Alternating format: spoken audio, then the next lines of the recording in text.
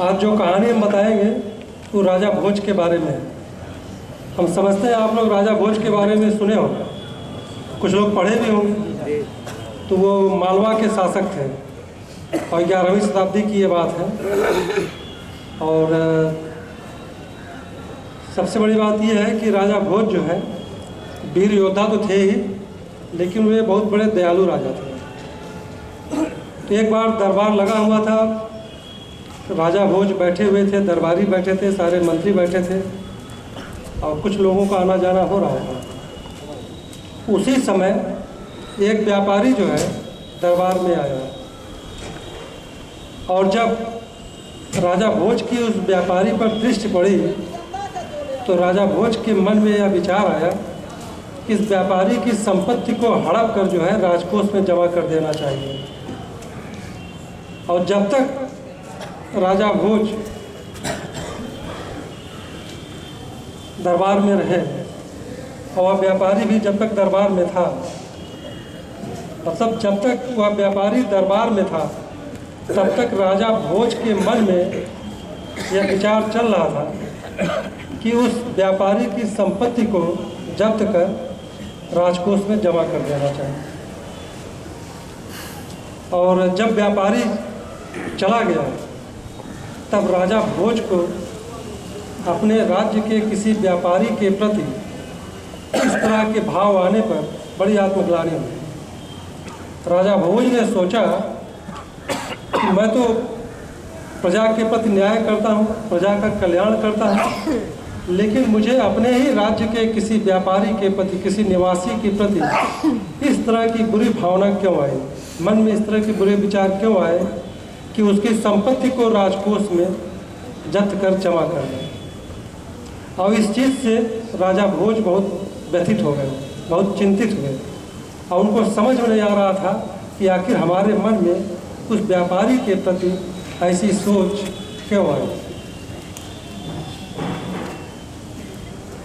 तो राजा भोज जब बहुत परेशान हो गए तो उन्होंने अपने एक खास मंत्री को बुलाया और उनसे कहा कि ये जरा पता करके बताओ कि आखिर उस व्यापारी के प्रति हमारे मन में इतने बुरे भाव क्यों आए, इतने कलुषित विचार क्यों आए। तो उस मंत्री ने कहा ठीक है, हमें इसको बताने के लिए कुछ दिन का समय चाहिए। तो राजा भोज ने कहा ठीक है, जितना समय आपको चाहिए आप ले लीजिए। उसके बाद जब राजा ने उसको समय दे दिया उस मंत्री को, तो मंत्री जो है बड़ा एक तरह से विलक्षण बुद्धि का था, बड़ा बुद्धिमान था। वह अपना समय इधर उधर पूछने में न बर्बाद करके वह सीधे उस व्यापारी के घर गया और उस व्यापारी के यहाँ जाने के बाद उसने उस व्यापारी से दोस्ती कर लिया, उस व्यापारी से जो है मित्रता कर। और दोस्ती करने के बाद उसने जो है उस व्यापारी से पूछा कि मित्र तुम बड़े चिंतित दिखाई दे रहे हो, क्या बात है?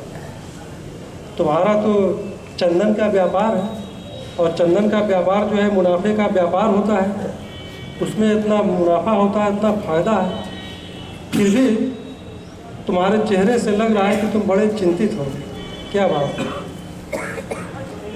तो उस व्यापारी ने कहा कि मेरे पास उत्तम कोट के चंदन का स्टॉक जमा हो गया, भंडार है, उत्तम कोट के चंदन का भंडार है और मेरे आदमी गाड़ियों को लेकर के कई शहरों में जाते हैं और बेचने का प्रयास करते हैं, लेकिन चंदन बिकता नहीं है और सारा चंदन जो है यहाँ पे जमा पड़ा हुआ है और चंदन के न बिकने के कारण हमको बड़ा घाटा हो रहा है, बड़ी हानि हो रही है और हमारे समझ में नहीं आ रहा है कि कैसे हम अपने इस घाटा से उबर सकें।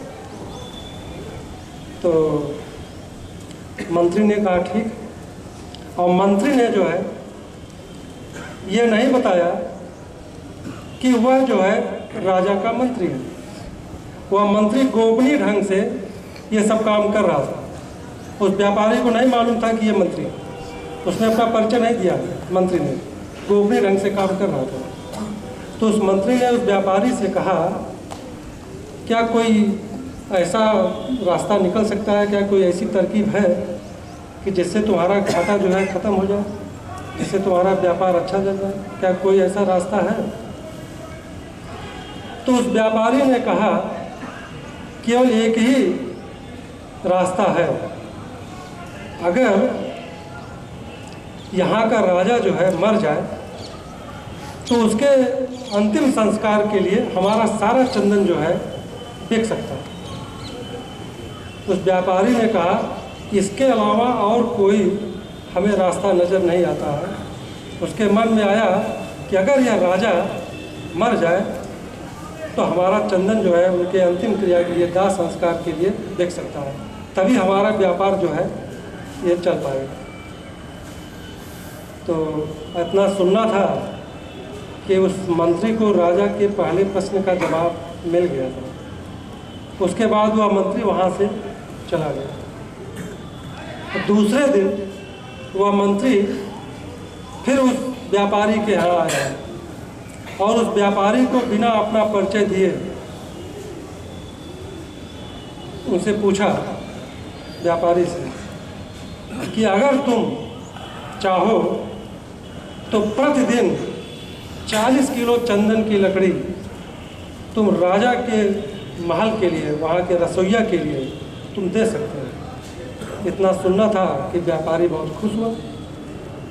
तो उस मंत्री ने उस व्यापारी से कहा, तुम कल से 40 किलो चंदन प्रतिदिन राजा के महल में भिजवाओ रसोइया के लिए, और तुमको उसका नगद पैसा उसी समय मिल जाएगा। इतना सुनना था कि व्यापारी बहुत खुश हुआ और दूसरे दिन से उसका जो है, जो चंदन में जो घाटा हो रहा था, धीरे धीरे उसका व्यापार चल पड़ा, उसको मुनाफा होने लगा। अब वह व्यापारी जो है राजा के दीर्घायु की कामना करने लगा, राजा के लंबी आयु की कामना करने लगा, राजा की जो है एक तरह से मंगल कामना करने लगा।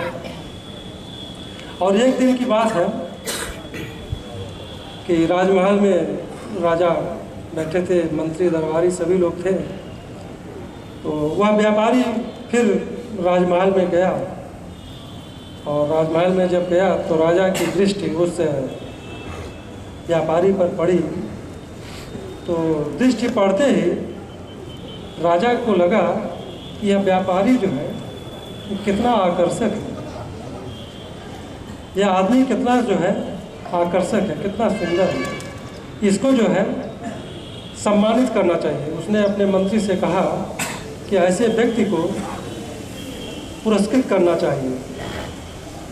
फिर वह व्यापारी वहाँ से जब चला गया तो राजा ने अपने मंत्री से पूछा कि ये बताओ कि मैंने तुमसे एक प्रश्न पूछा था, जब यह व्यापारी जब पहली बार आया था तब हमारे मन में इसके प्रति बड़े ही बुरे भाव थे, कलुषित विचार थे, और इसकी संपत्ति को जो है हड़प कर राजकोष में जमा कर देने के विचार थे। लेकिन आज जो है इसको देखने के बाद मेरे मन में दूसरे तरह का भाव आया, दूसरे तरह का विचार आया। तो आखिर ये क्या कारण है, इसका कारण क्या है, ये हम जानना चाहते हैं। तो उस मंत्री ने कहा कि महाराज, आज मैं आपके दोनों प्रश्नों का जवाब दूंगा। तो मंत्री ने कहा कि जब यह व्यापारी पहली बार आपके दरबार में आया था और जब आपकी इस पर दृष्टि पड़ी तो उस समय उस व्यापारी के मन में आपकी मृत्यु की भावना थी। उस व्यापारी के मन में आपको मरने की भावना थी कि आप मर जाते ताकि उसका चंदन अंतिम क्रिया के लिए बिक सकते। लेकिन आज यह व्यापारी आपकी दीर्घायु की कामना कर रहा है, आपकी लंबी आयु की कामना कर रहा है, आपकी मंगल की कामना कर रहा है। इसी कारण आपके मन में दो तरह के भाव आए। तो कहने का मतलब ये है, इस कहानी का मतलब ये है कि हमारी जैसी भावना होती है, किसी व्यक्ति की जैसी भावना होती है, वैसा ही प्रतिबिंब दूसरे के मन पर पड़ता है।